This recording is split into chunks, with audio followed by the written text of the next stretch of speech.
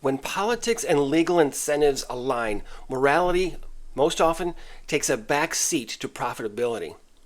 After examining how lawmakers and lawyers sustain the divorce industry, the next step is following the money trail to where the real power lies, the states themselves. Here in Part 5, we'll uncover how federal reimbursements and enforcement systems turned custody, child support, and even children themselves into financial assets for the institutions claiming to protect them.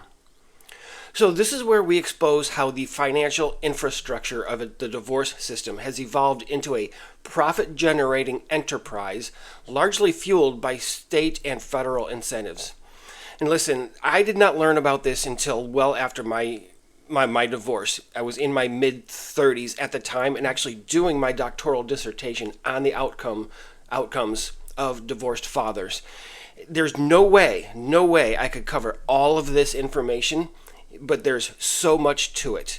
So if you are new to this topic, if you've, like I said in a previous part, if you have been recently thrown unexpectedly into divorce and custody, check out what you can about Title 4D. That's Title IV, Roman numeral 4-D.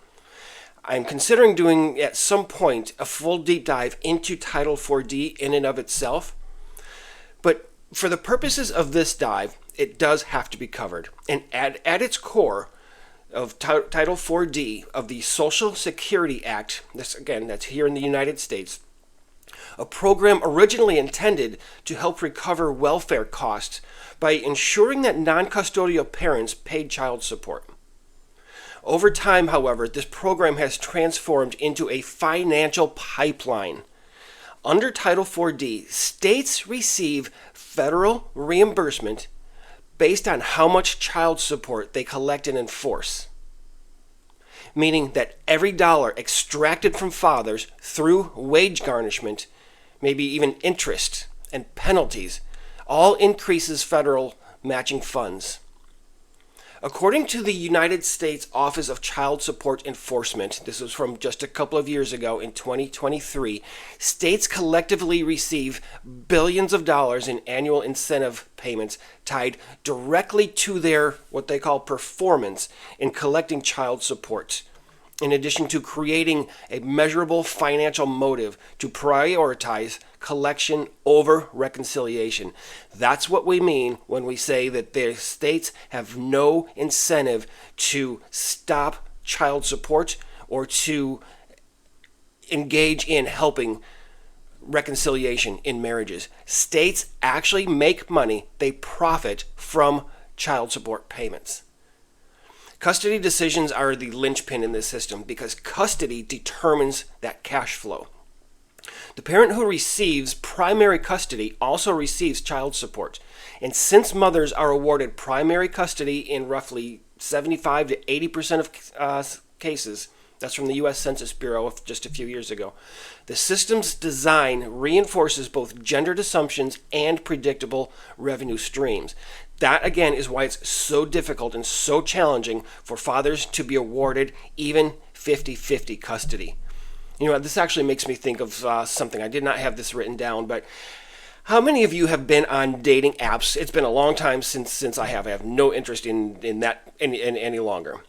And as you're going through some of those ladies' profiles, how many times do you see them stating that they're divorced, they have children, but they share 50-50 custody, or they share equal custody? I'm here to tell you that is bullshit. Anytime you see that in a woman's profile or a woman that you meet and she tells you that they split custody 50-50, call her out on that shit. Ask her how many times her children sleep in her home and how many times a week that child, or a month, their children sleep at his home. Ask where the financial money is going back and forth, who is paying who. Because states will not allow, almost never, it's very rare, in which they will not allow one spouse to have primary custody. Again, because courts in the United States, they do not profit by giving 50-50 custody, whether it's primary legal custody, residential custody, whatever the case might be. So if some woman is telling you that she shares 50-50 custody, you better be asking questions and details about what exactly that means to her. So when child support enforcement is tied to who has custody, the courtroom becomes far less about the best interest of the child, again, I hate that term, and more about financial positioning.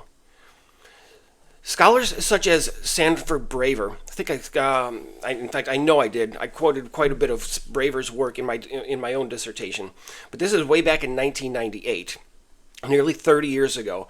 And more recently, an analysis by Nielsen in 2017 have all noted that custody bias persists even when both parents demonstrate comparable caregiving ability. And that's exactly what I mentioned a moment ago. States are very, very reluctant to give shared custody.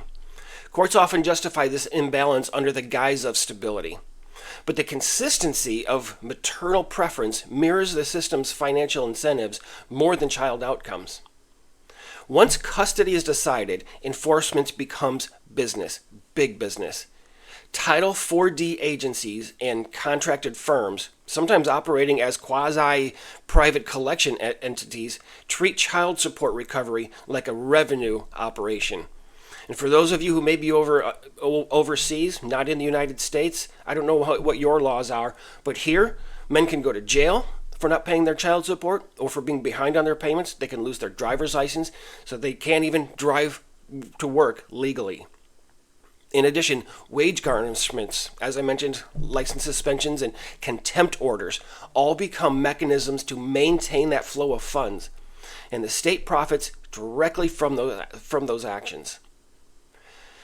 Not so long ago, just a few years ago, in 2021, the National Conference of State Legislatures noted that Title 4D performance metrics reward states not for family well-being, but for total dollars collected, percentage of cases with payment, and enforcement efficiency. I'm telling you, it's a brutal monster. In this structure, non-payment isn't just a family tragedy, it's a financial inefficiency. Fathers who fall behind are pursued with the intensity of debtors, not parents, reinforcing the idea that the system's success depends on maximizing extraction rather than rebuilding families and men. Support guidelines themselves are often engineered for revenue optimization, not fairness or accuracy. In fact, federal incentives encourage states to maintain high collection rates, so formulas are typically standardized to ensure higher obligations across income brackets. Again, the same researcher Braver, this time along with somebody named O'Connell, I think it was in 2010, Braver and O'Connell observed that many child support models still rely on an outdated economic assumptions about household expenses, often underestimate the custodial parent's disposable income. This ensures, again, that the state can report high assessment totals and maximize reimbursements, even if it leaves fathers financially crippled. The logic here is clear. The higher the order, the greater the potential payout, both for the custodial parent and the enforcement agency. And the human toll is severe. We'll talk a little bit more about this when we wrap it up with part 6 that's coming soon. Fathers who cannot sustain inflated payments risk losing professional licenses, driver's license, and even parental access, creating a feedback loop of alienation and despair. Once arrears accumulate, interest and penalties also convert family breakdown into a state asset, while emotional damage remains invisible on the balance sheet. Researchers, this one is by Sabara, who I think I've mentioned a few times in this dive, and also Williams and Dunn-Bryant.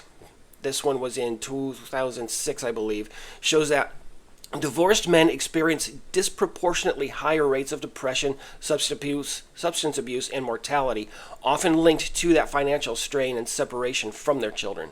Yet the same system that claims to protect family welfare profits most when those men fail. The larger question and the thematic center of this part of this deep dive is whether the state benefits more from stable families or from broken ones. The answer, when viewed through the lens of Title 4D funding, appears deeply unsettling. Every new divorce case Every enforcement order and every wage that's garnished contributes more and more to a measurable economic flow between federal and state agencies. Stable families, by contrast, don't generate matching funds or court fees or ongoing administrative income. And as I mentioned in the previous part, it does not line the wallets of attorneys. Until these financial incentives are separated from family policy, the divorce system will continue to operate as a machine that monetizes instability, one that treats children as financial assets and fathers as revenue sources to be managed rather than the human beings that they are. Child custody and support rulings are not just about family dynamics. They create streams of revenue that tie directly into state budgets. Again, states receive federal reimbursements based on child support collected, meaning there's financial incentive to ensure that support is set as high and as consistently as possible. And the end result is a system that treats children like revenue-producing assets. So ultimately, what starts as a financial mechanism eventually seeps into culture. Once profit depends on the failure of relationships, society adapts by glorifying that failure. Coming up to conclude this deep dive in part 6, we'll move beyond the courtroom and reveal how the normalization of divorce, family and therapy culture, and generated empowerment campaigns reshape not just law and policy, but how men and women see love, family, and themselves very, very differently.